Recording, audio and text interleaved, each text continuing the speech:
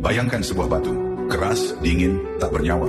Pada suatu hari Rasulullah sedang duduk bersama para sahabat. Mereka berbincang tentang hari akhir, tentang surga dan neraka, tentang balasan bagi setiap amal. Wajah-wajah para sahabat serius. Hati mereka dipenuhi rasa takut sekaligus harap kepada Allah. Di tengah majelis itu Rasulullah mengambil sebuah batu kecil dari tanah. Batu biasa yang setiap hari diinjak manusia tanpa dianggap berarti. Lalu beliau memandang para sahabat dan berkata dengan suara yang tenang namun menusuk ke dalam jiwa. Apakah kalian ingin melihat bagaimana makhluk Allah takut kepada neraka? Para sahabat terdiam. Mereka saling memandang. Rasulullah lalu melemparkan batu itu ke udara.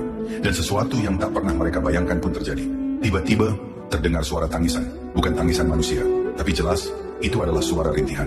Suara ketakutan. Suara jeritan yang membuat bulu kuduk berdiri.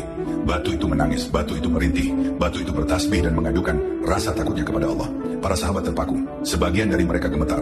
Sebagian menundukkan kepala. Air mata mulai mengalir di pipi mereka. Karena yang menangis bukan manusia, tapi batu. Lalu atas izin Allah, batu itu berbicara. Dengan suara yang membuat langit seakan terdiam, batu itu berkata bahwa ia baru saja diperlihatkan neraka. Ia melihat api yang menyala-nyala. Ia melihat siksa yang membuat gunung-gunung hancur. Ia melihat bagaimana makhluk Allah diseret ke dalam azab yang tak terbayangkan. Dan karena itulah ia menangis. Karena takut menjadi bagian dari neraka. Rasulullah kemudian memandang para sahabat dengan penuh kasih dan berkata, Jika batu yang tidak berakal saja takut kepada neraka, lalu bagaimana dengan manusia yang diberi akal dan hati? Kalimat itu menghantam jiwa mereka. Ada sahabat yang langsung tersungkur. Ada yang menangis terseduh-seduh. Ada yang beristighfar tanpa henti. Mereka sadar, jika benda mati saja takut kepada neraka, lalu bagaimana dengan manusia yang setiap hari masih bermaksiat?